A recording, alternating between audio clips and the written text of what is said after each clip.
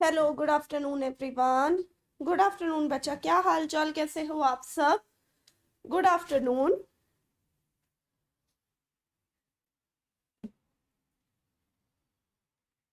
Good afternoon everyone, good afternoon. कैसे हो भाई, क्या हाल चाल? आवाज वगैरह सबको परफेक्ट आ रही है? ऑडियो और वीडियो सबको क्लियर है? कोई इशू तो नहीं किसी को? Good afternoon. मैं ठीक हूँ बच्चे, आप सब कैसे हो? मैं तो बिल्कुल बढ़िया। आप लोग कैसे हो? आप लोग बताओ, क्या हाल चाल, कैसे हो आप सब? यस मैम, ऑल क्लियर, सब ठीक है, सब सही है। ओके।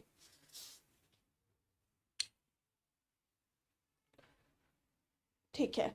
ओके, तो लास्ट क्लास में हमने बजट का टॉपिक फुल फिनिश करा, ठीक है? समझ में आया आप सबको बजट का टॉपिक अच्छी तरीके से? बजट का टॉपिक फुल फिनिश हो चुका है। आज की क्लास में हम नया चैप्टर स्टार्ट करने वाले हैं। पहले तो ये बताओ, लास्ट क्लास में जो आप सबको बजट का टॉपिक मैंने कंप्लीट करवाया वो अच्छी तरीके से समझ में आया, रिवाइज किया? किसी को कोई पॉइंट में डाउट आया, कुछ भी हुआ तो प्लीज पूछ लो, नहीं तो हम स्टार्ट करते हैं आज की क्लास को, ठीक है? बायोएनसी ऑफ टैक्स।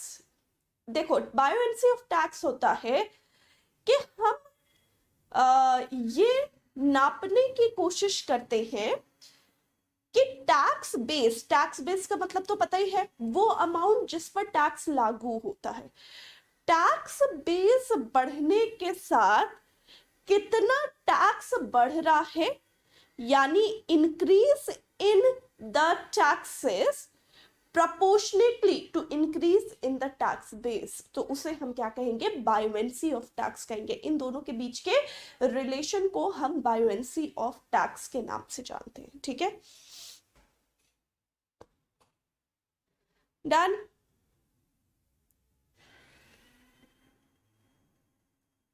Good afternoon. चलो स्टार्ट करते हैं आज की क्लास को, और आज की क्लास हमारे लिए टॉपिक है, that is inflation. Inflation is the topic. Hindi में इसे हम क्या कहेंगे? हिंदी में इसे हम कहेंगे मुद्रास्फीति। Inflation in Hindi it is known as मुद्रास्फीति। अब यहां पर इन्फ्लेशन का टॉपिक बच्चे हमको समझना है, तो इन्फ्लेशन के टॉपिक में सबसे पहले मैं आप सबको एक चार्ट समझाने वाली हूं, और चार्ट में तीन सेक्शंस रहेंगे। पहले हम सिचुएशंस ऑफ इकोनॉमी डिस्कस करेंगे, यानी इन्फ्लेशन क्या होता है, डिफ्लेशन क्या होता है, रिसेशन क्या होता है। पहले हम इन चीजों को डिस्कस करेंगे आज की क्लास में, उसके बाद हम इन्फ्लेशन को हम और आगे बढ़ाएंगे, ठीक है? इन्फ्लेशन हिंदी में इसे हम मुद्रास्फीति या महंगाई कहते हैं। इस टॉपिक को शुरू करने के लिए बहुत ध्यान से सुनिएगा, ये टॉपिक टफ होता है, अक्सर बच्चे बहुत कंफ्यूज होते हैं, इसलिए धीरे धीरे क्लास को मैं स्टार्ट करती हूँ, ठीक है? ओके, तो यहां पर मैं आपको एक चार्ट बनाती हूँ, ठीक है? अभी कोई साथ साथ नहीं लिखेगा प्लीज, इसमें सिर्फ आपको ध्यान देना है, सिर्फ आपको ये देखना है कि मैं आपको क्या समझा रही हूँ, ठीक है?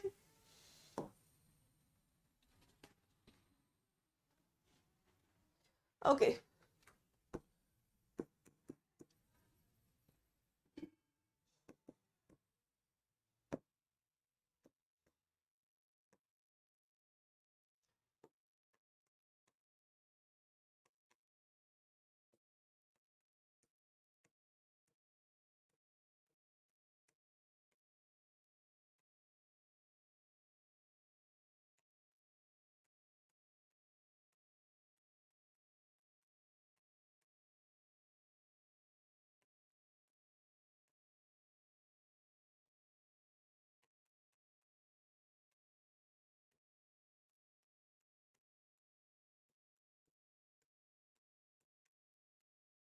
ओके, चलो, सब कुछ क्लियर है ना?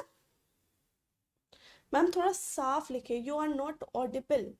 कैसी बात कर रहे हो? एक तो ये कि साफ तो लिख रही हूँ मैं, दूसरी बात मैं ऑडिबल नहीं हूँ, ये तो मैं बिल्कुल ऑडिबल हूँ। ऑडिबल नहीं हूँ मैं आपको? किसको किसको आवाज नहीं आ रही है मेरी? आवाज आ रही है?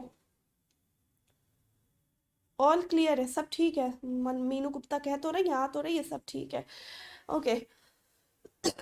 इसने अपने ईयरफोन के वो धीरे कर रखे होंगे, फिर कहती है मैम की आवाज नहीं आ रही है, आ रही है, चलो ठीक है। तो अब यहाँ पर मैंने अगर आपको देखा तो यहाँ पर एक चार्ट बनाया है, ध्यान से देखिएगा। एक जगह हमने लिखा है सिचुएशंस ऑफ इकोनॉमी, ठीक है। दूसरी जगह मैंने लिखा है लिक्विडिटी यानी तरलता। तीसरी जगह मैंने लिखा है लिक्विड्स यानी चीजें। और यहाँ पर लिखा है मैंने परचेसिंग पावर यानी क्रय शक्ति यानी खरीदने की शक्ति। अब यहाँ पर इन तीनों को समझाने के लिए सबसे पहले हमें इन वर्ड का मतलब समझ में आना चाहिए। लिक्विडिटी हिंदी में इसे हम क्या कहते हैं बच्चे, तरलता कहते हैं। Liquidity in Hindi it is known as तरलता। अब लिक्विडिटी का मतलब क्या होता है, लिक्विडिटी यानी करंटली हमारे पास कितना पैसा मौजूद है। कैश फ्लो क्या है इकोनॉमी का, उसे हम क्या कहेंगे, उसे हम लिक्विडिटी के नाम से जानेंगे। कैश फ्लो क्या है हमारी अर्थव्यवस्था का, उसे हम क्या कहेंगे, उससे हम लिक्विडिटी कहेंगे। यानी मेरे हाथ में कितना पैसा है, कितना कैश है, दैट इज लिक्विडिटी। लिक्विड्स यानी करंटली हमारे हाथ में कितनी चीजें मौजूद हैं। कॉमोडिटी फ्लो क्या है, उसे हम क्या कहेंगे, लिक्विड। यानी हमारे हाथ में जो पैसा है बच्चे, पैसा इज लिक्विडिटी। और जो हमारे हाथ में चीजें हैं, ठीक है, that is known as liquids. Purchasing power यानी खरीदने की शक्ति, या फिर आप कह सकते हो क्रय शक्ति, यानी कितने पैसों से हम कितनी चीजें खरीद पा रहे हैं, ये हमारे लिए क्या है, ये हमारे लिए परचेसिंग पावर यानी क्रय शक्ति है।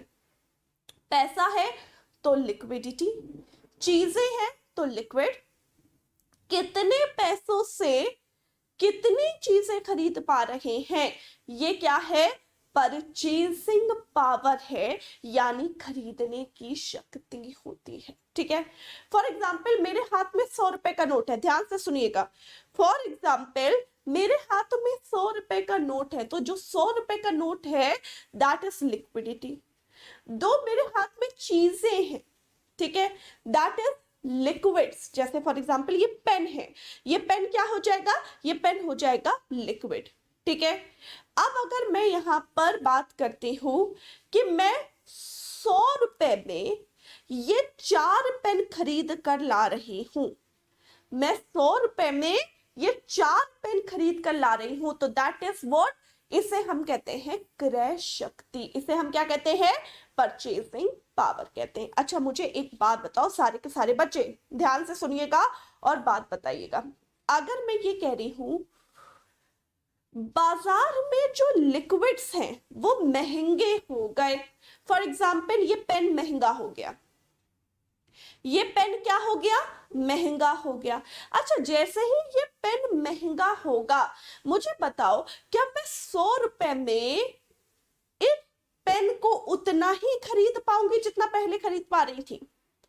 भाई अगर ये पेन महंगा होता है तो क्या मैं 100 रुपए में उतना ही पेन खरीद पाऊंगी जितने पेन पहले खरीद पानी थी, नहीं ना बच्चे, पहले के मुकाबले कम खरीद पाऊंगी या ज्यादा। अगर ये पेन महंगा होता है तो मैं पहले के मुकाबले कम खरीद पाऊंगी या ज्यादा, ऑफ कोर्स कम खरीद पाऊंगी, पहले के मुकाबले क्या खरीद पाऊंगी, मैं कम खरीद पाऊंगी। तो सबसे पहली चीज जो आपको यहाँ पर पता करनी है या पता होनी चाहिए वो चीज ये है कि अगर बाजार के लिक्विड्स यानी चीजों की कीमतें यानी प्राइसेस बढ़ते हैं तो क्रय शक्ति यानी परचेजिंग पावर कम हो जाती है। और वहीं पर अगर ये पेन सस्ता हो जाता, यानी अगर प्राइसेस बाजार के कम हो जाते, तो ऑटोमेटिकली परचेजिंग पावर क्या हो जाती, बढ़ जाती। इसमें तो किसी को कोई डाउट नहीं है। यानी there is always an inverse relationship between prices and purchasing power, ठीक है। कीमतें और क्रय शक्ति के बीच में उल्टा संबंध होता है। कैसा संबंध होता है, उल्टा संबंध होता है। यानी प्राइसेस बढ़ेंगे तो परचेसिंग पावर घटेगी, और अगर प्राइसेस घटेंगे तो परचेसिंग पावर क्या हो जाएगी, बढ़ जाएगी। ठीक है, डन है।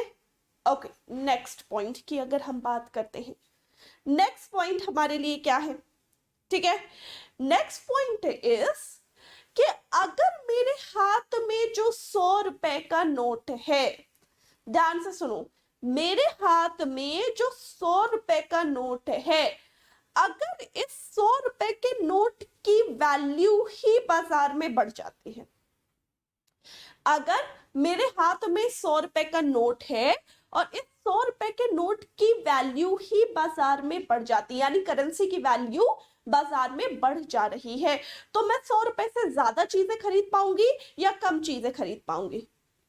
हाँ जी, तो 100 रुपए से मैं ज्यादा चीजें खरीद पाऊंगी या कम?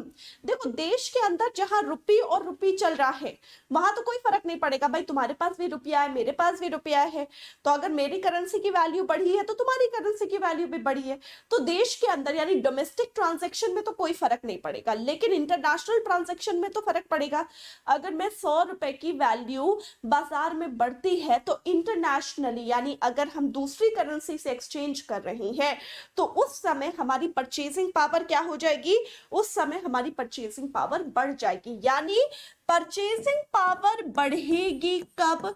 परचेसिंग पावर बढ़ेगी जब करेंसी की वैल्यू बढ़ेगी, परचेसिंग पावर घटेगी जब करेंसी की वैल्यू घटेगी। इतना समझ में आया?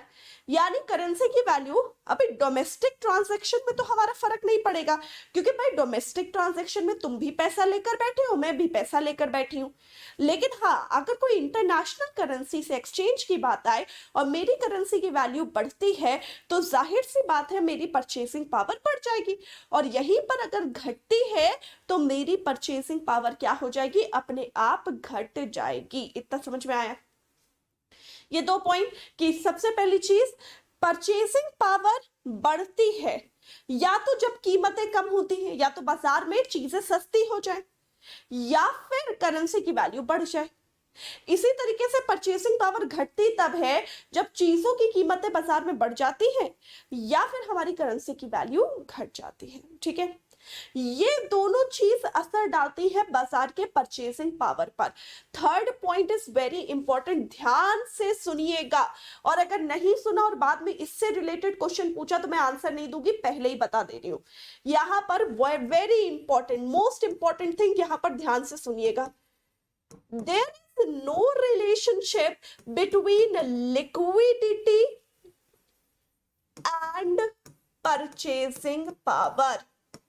यानी आप ऐसा नहीं कह सकते कि हमारे पास पैसा ज्यादा है तो परचेसिंग पावर ज्यादा होगी। ध्यान से सुनो, मैं ऐसा नहीं कह सकती कि मेरे पास पैसा ज्यादा है तो परचेसिंग पावर ज्यादा है इकोनॉमी की, या मेरे पास पैसा कम है तो परचेसिंग पावर कम है। नहीं, अगर पैसा अर्थव्यवस्था में ज्यादा है तो पैसा ज्यादा होने से परचेसिंग पावर ज्यादा भी हो सकती है, कम भी हो सकती है। यानी पैसा ज्यादा है तो परचेसिंग पावर ज्यादा हो, ऐसा कोई संबंध नहीं है। पैसा ज्यादा है तो परचेसिंग पावर ज्यादा भी हो सकती है, कम भी हो सकती है। डिपेंड किस चीज पर कर रहा है बच्चे? डिपेंड कर रहा है चीजों की कीमतों पर। भाई पैसा ज्यादा है लेकिन चीजें महंगी बिक रही हैं तो परचेसिंग पावर क्या होगी? पैसा ज्यादा है, मैं कह रही हूं लिक्विडिटी इज हाई, तरलता जो है वो है ज्यादा, बाजार में कैश ज्यादा है, लेकिन बाजार में प्राइसेस यानी कीमतें भी ज्यादा है, तो बताओ परचेसिंग पावर ज्यादा होगी या कम होगी? तो परचेसिंग पावर क्या होगी? कम होगी। यानी हमने परचेसिंग पावर कम किससे देखा? हमने परचेसिंग पावर कम इससे देखा है। किससे देखा है? इससे, कीमतों से। कीमतें ज्यादा है तो परचेसिंग पावर कम है, और कीमतें कम है तो परचेसिंग पावर ज्यादा है। लिक्विडिटी से परचेसिंग पावर का संबंध नहीं देखना है। समझ में आया अच्छी तरीके से? डन?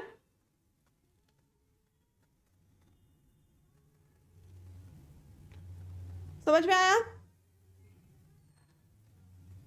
ओके, अब नेक्स्ट यहां पर बात करते हैं, ध्यान से सुनिएगा।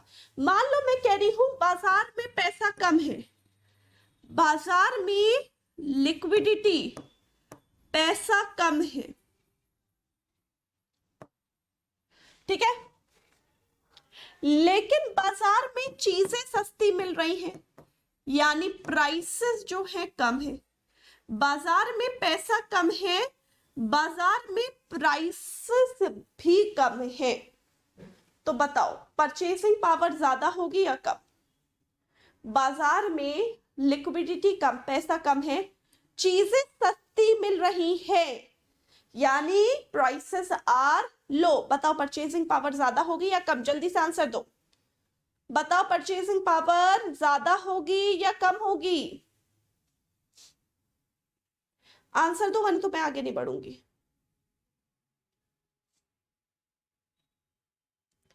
भाई बाजार में पैसा कम है लेकिन चीजें सस्ती हैं। मैंने क्या कहा, लिक्विडिटी का परचेसिंग पावर से संबंध नहीं होता, तो इसको तो हमें देखना ही नहीं है। हमें देखना किसको है, इसे। प्राइसेस कम है तो परचेसिंग पावर क्या है, ज्यादा। यानी मेरे पास कम पैसे हैं लेकिन उन कम पैसों की भी परचेसिंग पावर ज्यादा है। वाई? कम पैसों की भी परचेसिंग पावर ज्यादा इस वजह से है क्योंकि बाजार में प्राइसेस यानी कीमतें क्या कर रही हैं, कीमतें जो हैं वो सस्ती चल रही हैं। कीमतें क्या चल रही हैं, सस्ती चल रही है। समझ में आया कुछ अच्छी तरीके से? हाँ या ना? यस और नो? तो पहली चीज बताओ, प्राइसेस का परचेसिंग पावर से कैसा संबंध है? यानी कीमतें बढ़ती हैं तो परचेसिंग पावर क्या होगी? प्राइसेस का परचेसिंग पावर से क्या संबंध है, बताना जरा सा। कीमतें बढ़ती है तो परचेसिंग पावर क्या होगी, कीमतें घटती है तो परचेसिंग पावर क्या होगी? हाँ जी बोलो भाई।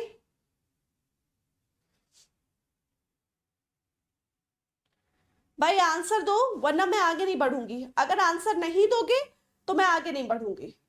मुझे कोई शौक नहीं है पढ़ाने का। अगर तुम में से कोई बच्चे पढ़ने नहीं चाहता या आंसर नहीं देने जाता तो मैं बिल्कुल नहीं पढ़ाऊंगी ना आगे बढ़ूंगी।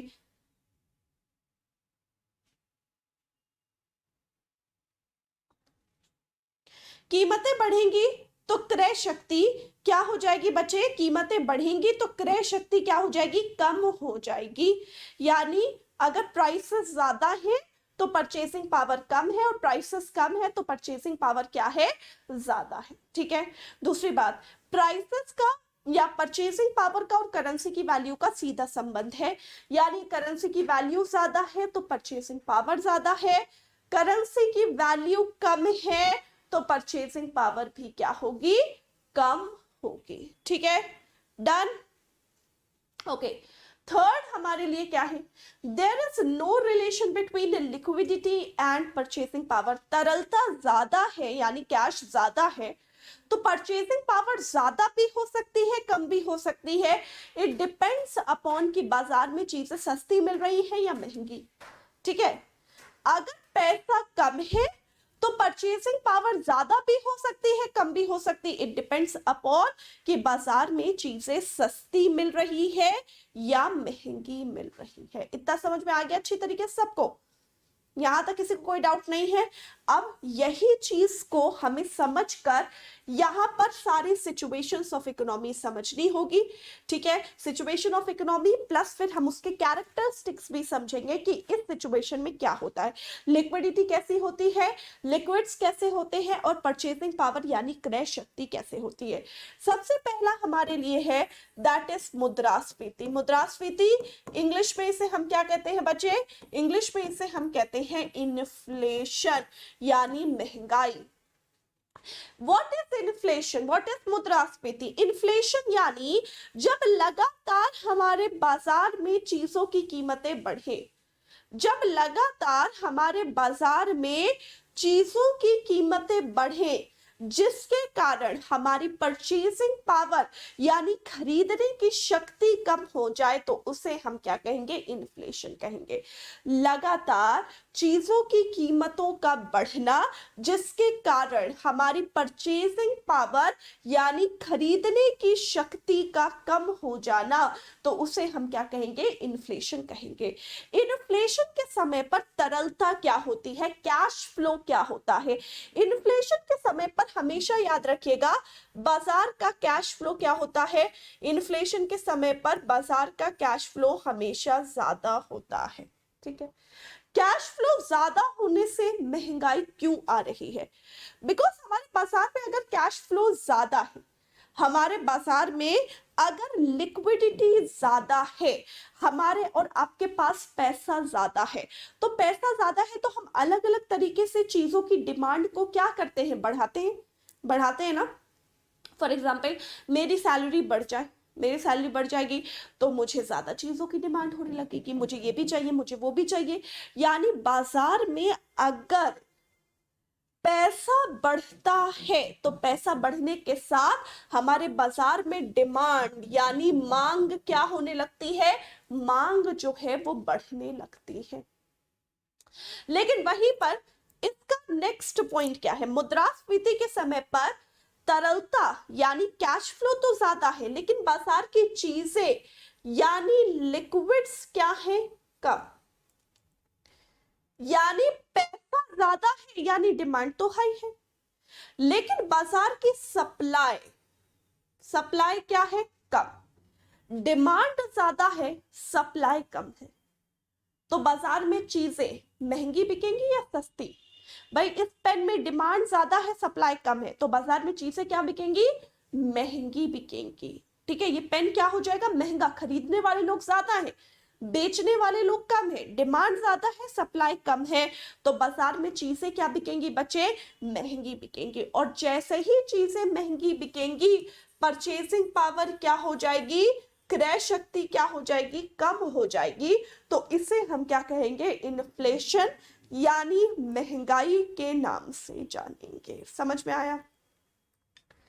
तो मुद्रास्फीति यानी liquidity is high, liquids is low और परचेजिंग पावर इज लो। ठीक है, इन्फ्लेशन का जस्ट ऑपोजिट सिचुएशन होता है, उसे हम कहते हैं डिफ्लेशन। अभी तक हमने पढ़ा इन्फ्लेशन, अब हम पढ़ेंगे इसे हम क्या कहेंगे? इसे हम कहते हैं डिफ्लेशन। डिफ्लेशन हिंदी में इसे हम कहते हैं अपस्फीति। डिफ्लेशन को हम क्या कहते हैं? डिफ्लेशन को हम कहते हैं अपस्फीति। ठीक है, अब डिफ्लेशन क्या होता है?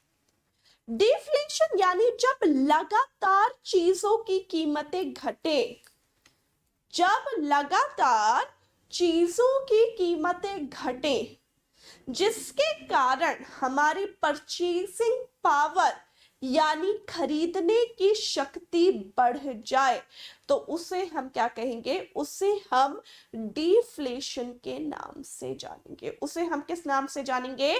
डिफ्लेशन के नाम से जानेंगे। ठीक है, समझ में आया?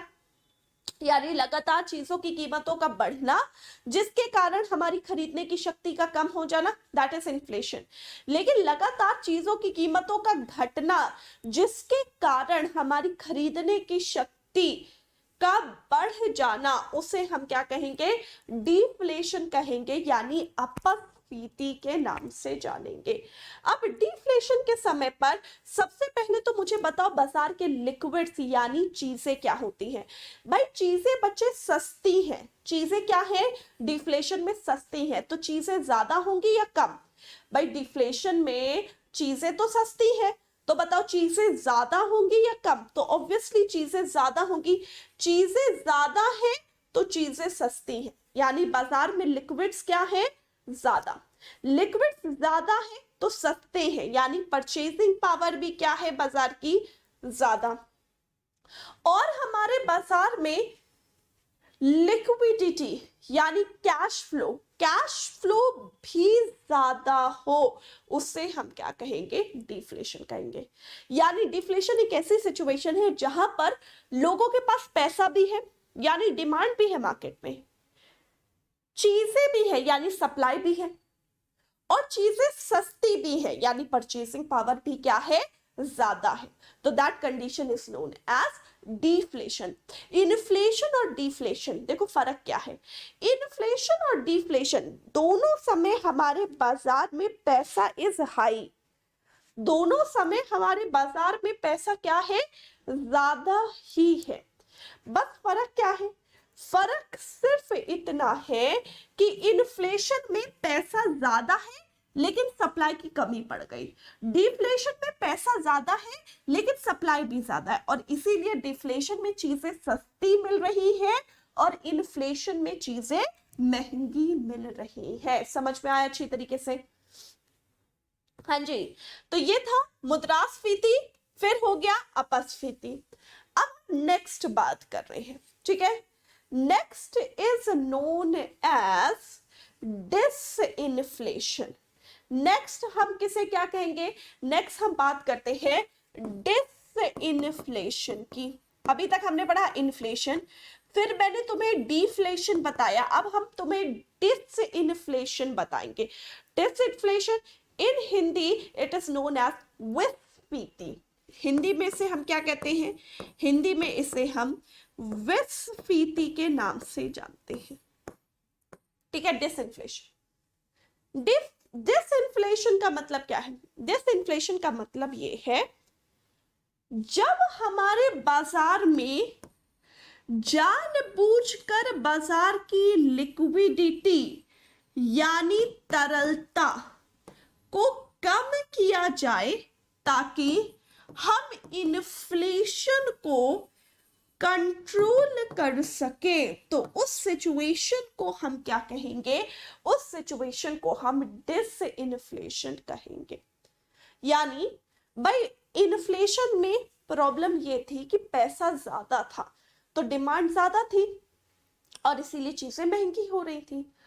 तो अब सरकार क्या कर रही है, सरकार इन्फ्लेशन को कंट्रोल करने के लिए, चीजों को महंगा होने से रोकने के लिए, ठीक है, यानी इन्फ्लेशन को कंट्रोल करने के लिए, चीजों को और ना महंगा होने देने के लिए जानबूझकर बाजार की तरलता यानी पैसों को यानी कैश फ्लो को कम कर रही है ताकि डिमांड कम हो, ताकि चीजें महंगी ना हो। तो ये सिचुएशन जो इन्फ्लेशन को कंट्रोल कर रहा है उस कंडीशन को हम विस्फीति यानी डिसइन्फ्लेशन के नाम से जानेंगे, ठीक है। यानी इन्फ्लेशन में चीजें महंगी हो रही हैं, डिफ्लेशन में चीजें सस्ती हो रही हैं, डिसइन्फ्लेशन यानी विस्फीति में जानबूझकर बाजार की लिक्विडिटी को कम किया जा रहा है ताकि इन्फ्लेशन को कंट्रोल कर सके, यानी चीजों को महंगा और ना होने दे, यानी महंगी तो हो चुकी है, सस्ती नहीं कर पा रहे हम, लेकिन बस जो चीज ऐसे 10, 12, 15 ऐसे महंगी हो रही थी तो अब अगर 15 पे आ गई तो उसको वहीं रोक के रखे, यानी चीजों को और ना महंगा होने दे, इसीलिए बाजार की तरलता को घटाया जा रहा है। तो इस कंडीशन को हम क्या कहेंगे, डिसइन्फ्लेशन यानी विस्फीति के नाम से जानेंगे, ठीक है। Done, okay okay. Next condition is, next condition की हम बात करते हैं, next condition is recession. Recession in Hindi it is known as मंदी, हिंदी में इसे हम क्या कहते हैं, मंदी के नाम से जानते हैं, हिंदी में से हम क्या कहते हैं, मंदी के नाम से जानते हैं, ठीक है। अच्छा ध्यान से सुनिएगा, व्हाट इज मंदी। रिसेशन का मतलब क्या होता है, रिसेशन में मैं तुम्हें बताऊं उससे पहले तुम सब कुछ मुझे बताओ। अच्छा कभी किसी को रिसेशन के बारे में बोलते हुए सुना है, रिसेशन के बारे में लोग खुश होकर बताते हैं या उदास होकर बताते हैं। मैं कह रही हूँ यार मेरा बिजनेस मंदा चल रहा है, मैं तुम्हारे साथ अपना सुख बांट रही हूँ या दुख बांट रही हूँ।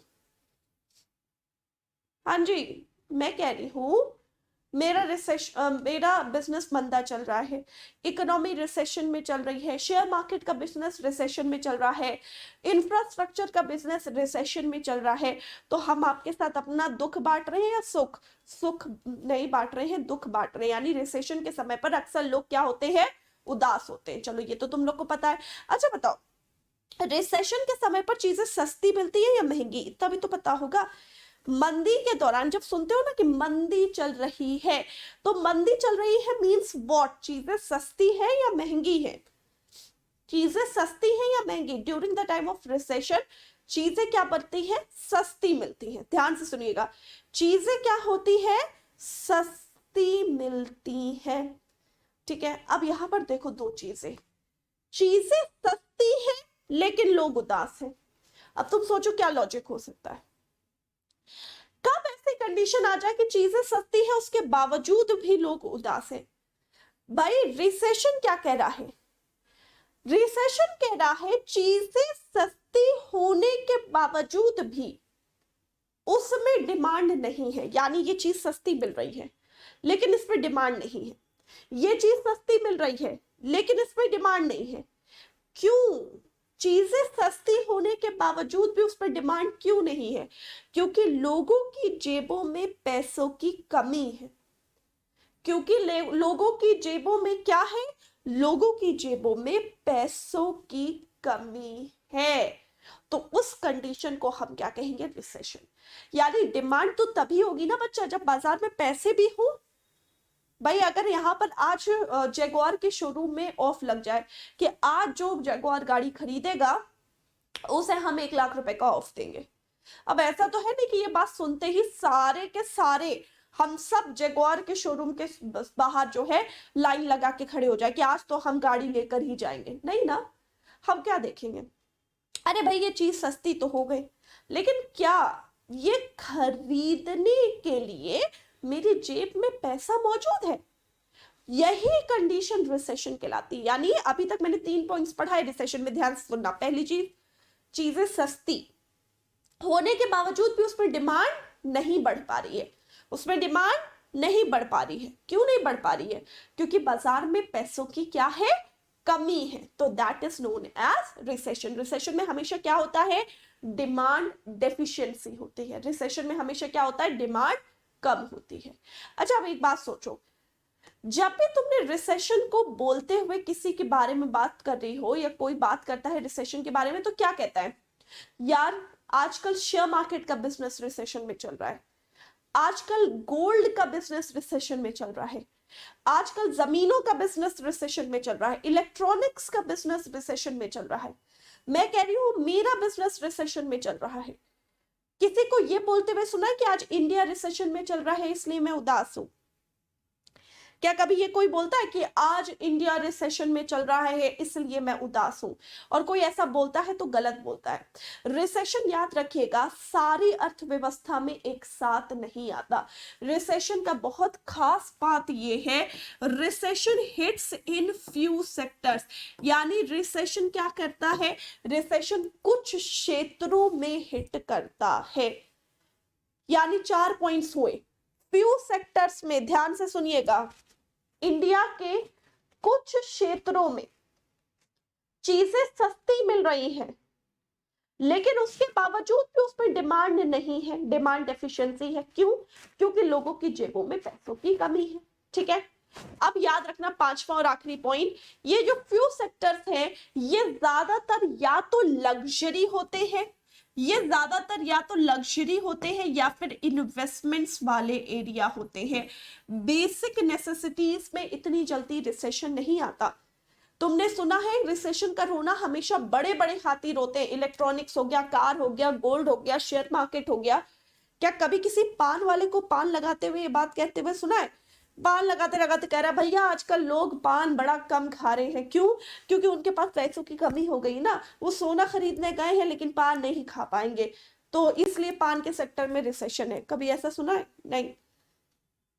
भाई अगर देखो मेरे पास पैसों की कमी हो, लॉजिकल बात क्या है, मेरे पास अगर पैसों की कमी हो जाए, मेरी इनकम कम हो जाए, मेरे पास पैसों की कमी हो जाए, तो एक बात बताओ मैं कॉम्प्रोमाइज कहाँ करूंगी?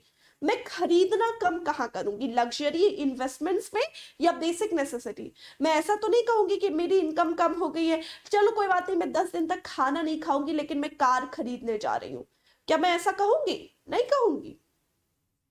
मैं क्या करूंगी? कटौती, परचेसिंग कम, डिमांड की कमी कहां करूंगी? लग्जरी में करूंगी। काटूंगी क्या? लग्जरी।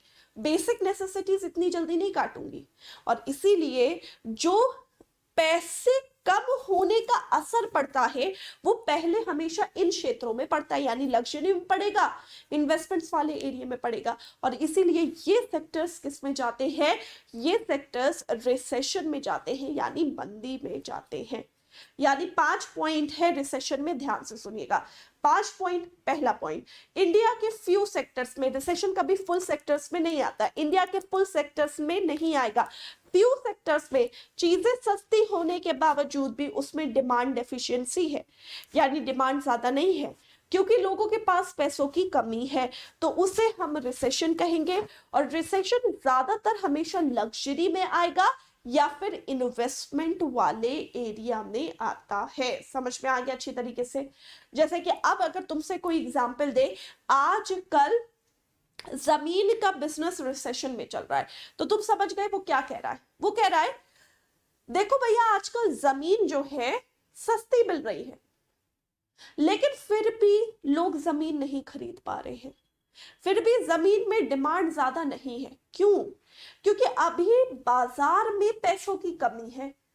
पैसों की कमी है तो लोग जमीन नहीं खरीद पा रहे हैं और वो अपनी बेसिक नेसेसिटीज पर ध्यान दे रहे हैं, और इसीलिए जमीन का बिजनेस किस में चला जा रहा है? रिसेशन में चला जा रहा है। ठीक है, डन? समझ में आया?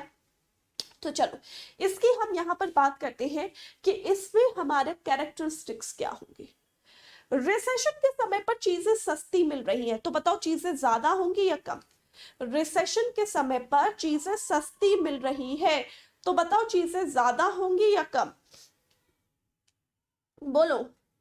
रिसेशन के समय पर चीजें सस्ती मिल रही है, बताओ चीजें ज्यादा होंगी या कम होंगी? ऑफ कोर्स चीजें ज्यादा होंगी।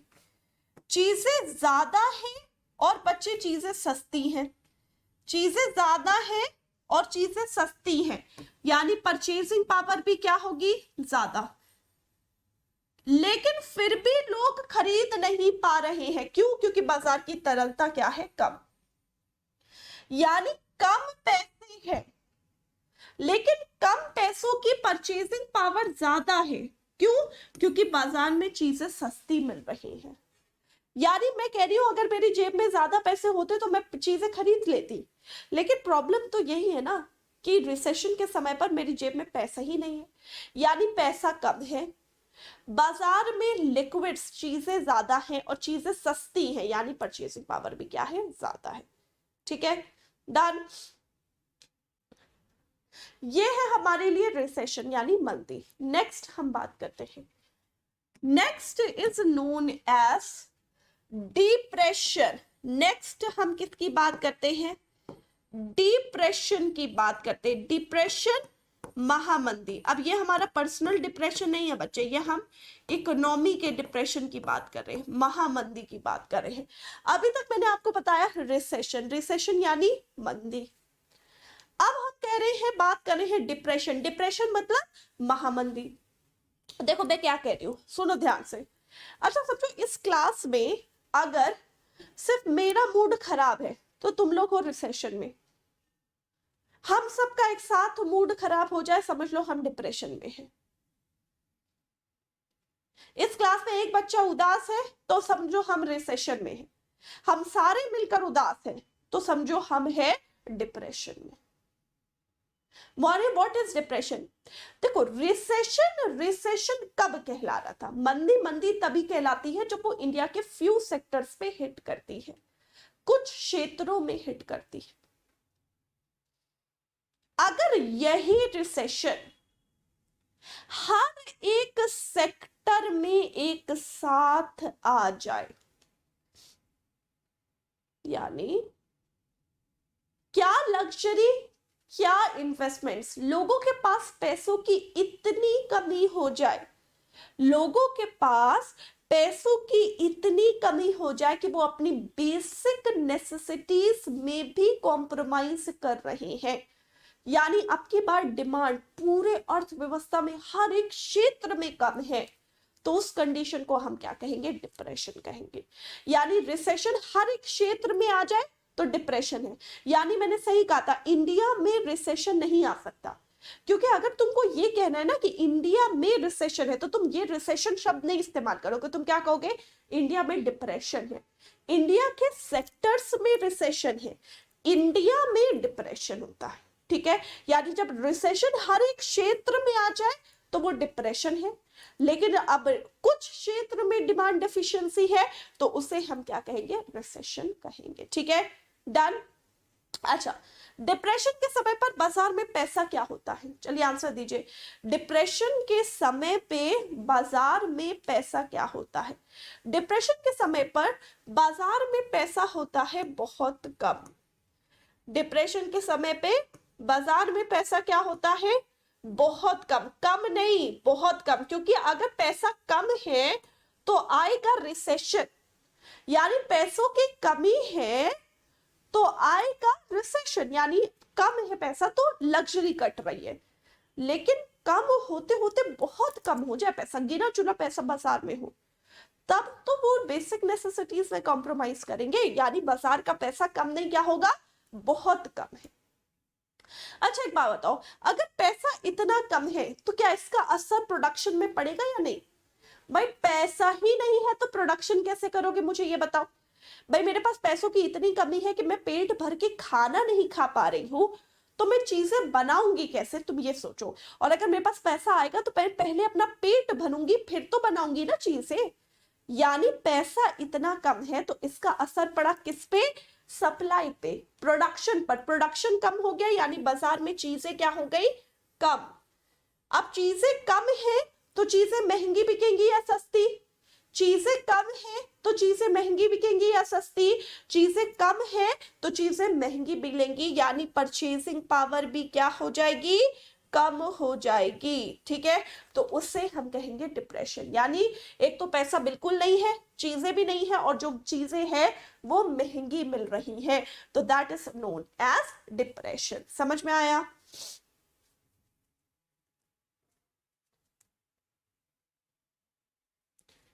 Okay perfect. नेक्स्ट हमारे लिए कंडीशन है दैट इज नोन एज, इसे हम कहते हैं रिफ्लेशन। ध्यान से सुनिएगा, next condition is known as reflation. Reflation Hindi में कहते हैं प्रत्यस्फीति। रिफ्लेशन को हम क्या कहते हैं? प्रत्यस्फीति के नाम से जानते हैं। प्रत्यस्फीति यानी रिफ्लेशन क्या होता है? तुमने अभी डिसइंफ्लेशन पढ़ा। डिसइंफ्लेशन का मतलब क्या होता है? बाजार में जानबूझकर पैसों को कम किया जा रहा है ताकि इन्फ्लेशन को हम कवर अप कर सके, इन्फ्लेशन को कंट्रोल कर सके। इसी तरीके से अब रिफ्लेशन सुनो। रिफ्लेशन यानी जब बाजार में, मार्केट में लिक्विडिटी यानी तरलता को जानबूझकर बढ़ाया जा रहा है ताकि जो क्षेत्र रिसेशन यानी मंदी में गए हैं उसे हम कवर अप कर सके, यानी सही कर सके, तो उसे हम क्या कहेंगे? रिफ्लेशन कहेंगे। देखो रिसेशन में दिक्कत क्या थी? दिक्कत यही थी ना कि पैसे की कमी थी। पैसे बढ़ जाएंगे तो सब कुछ सही हो जाएगा।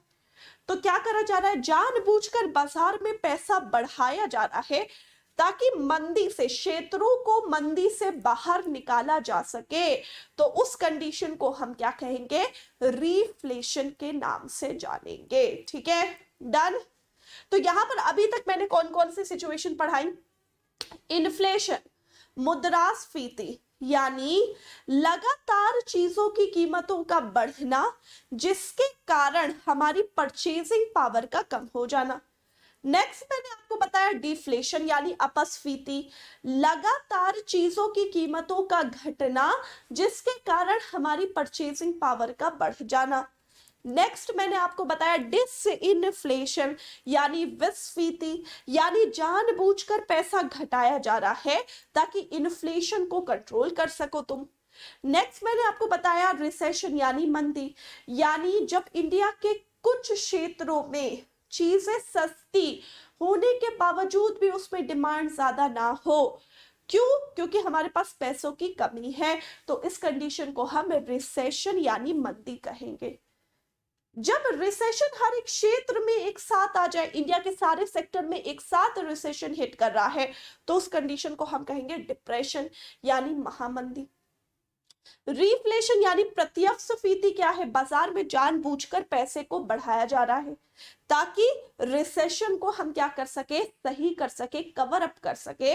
तो उस कंडीशन को हम क्या कहेंगे? उस कंडीशन को हम कहेंगे रिफ्लेशन। ठीक है, समझ में आया? अब यहां पर पहले इतना लिख लो, सारे के सारे बच्चे इतना लिखो, लिखो लिखो, चलो। अभी मैं यहां पर बैठी हूं, पहले इतना सबके सब लिखो, सारे के सारे student.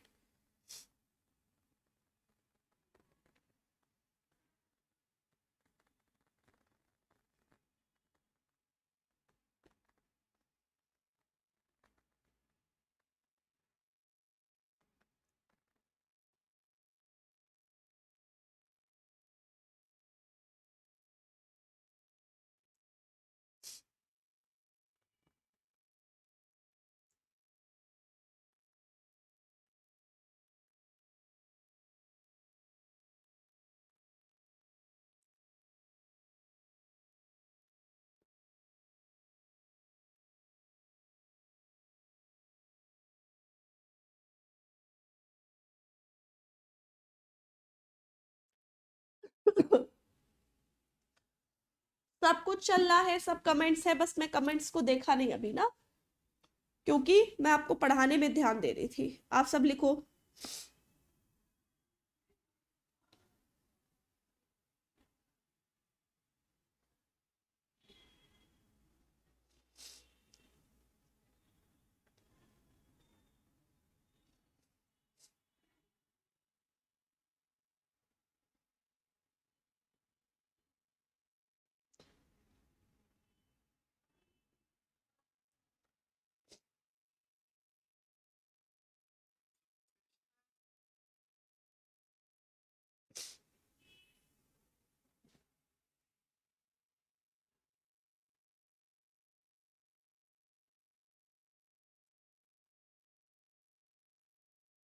Thank you Roshan, thank you बच्चा। बाकी क्या भी लिखो स्टूडेंट्स सारे।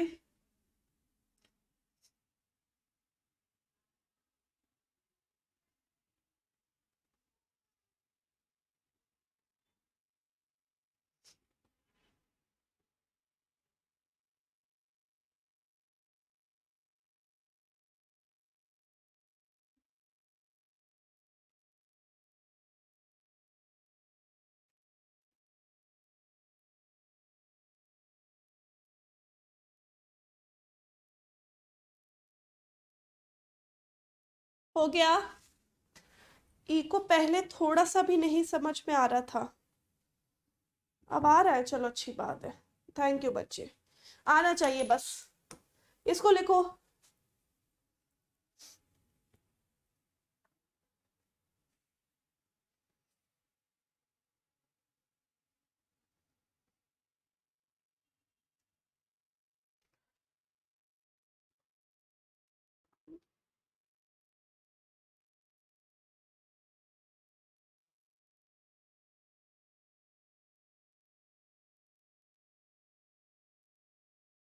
डन।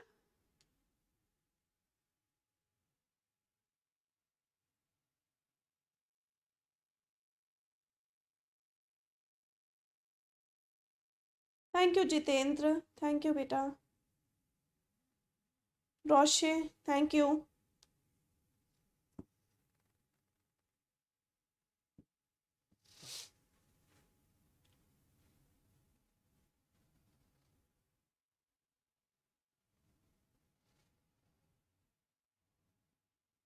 मैम एक बार पिछली वाली स्लाइड शो कर दीजिए। ठीक है ज्योति, ये लीजिए।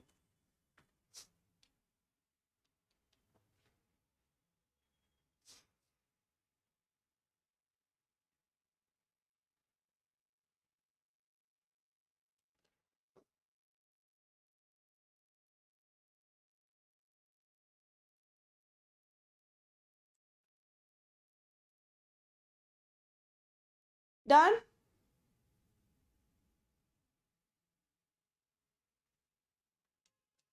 ओके तो फिर आज की क्लास में ना मैं यहाँ इतना ही पढ़ाती हूँ। देखो आज की क्लास थोड़ी सी टफ थी, आई थिंक सो इतना ही पढ़ाती हूँ। ठीक है, इसके आगे मैं आपको नेक्स्ट क्लास में कंटिन्यू करूंगी। ठीक है, आज की क्लास जितना पढ़ाया सबको समझ में आया अच्छी तरीके से? हाँ जी बच्चा, आज जितना भी पढ़ाया सबको अच्छी तरीके से समझ में आया? ओके चलो परफेक्ट है, बहुत बढ़िया।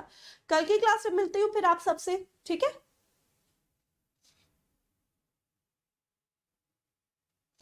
चलो thank you so much everyone, thank you so much. चलिए खत्म करती हूँ आज की क्लास में, तब तक आप सब अपना ध्यान रखिएगा। मैम मेरा कमेंट नहीं चल रहा? बिल्कुल चल रहा है बच्चे, सबका कमेंट आ रहा है मेरे पास, कैसी बात कर रहे हो। प्रैक्टिस सेशन स्टार्ट हो रहा है ना मंडे से, आई गेस तुम लोग का प्रैक्टिस सेशंस पे भी क्लास लगेगी। ठीक है, कल कौन सा, अरे इसी का कंटिन्यू। अभी इन्फ्लेशन खत्म कहाँ हुआ? जब इन्फ्लेशन खत्म होगा तो ही तो दूसरा चैप्टर आएगा। जब इन्फ्लेशन खत्म होगा तो ही तो दूसरा चैप्टर आएगा ना। ओके चलो थैंक यू सो मच। आप बस सब भी अपना ध्यान रखिएगा, ओमिक्रोन आ रहा है, घर में रहो, बेवजह बाहर मत निकलो। ठीक है, तो कोशिश करो ज़्यादा से ज़्यादा घर पे रहो, अवॉइड करो गैदरिंग्स। ठीक है, न्यू ईयर वगैरह का प्लान अगर है तो कैंसिल कर दो, कोई ज़रूरत नहीं है। ठीक है, ओके चलो, टेक केयर एवरीवन। ठीक है, बाय बाय बच्चा, टेक केयर एवरीवन।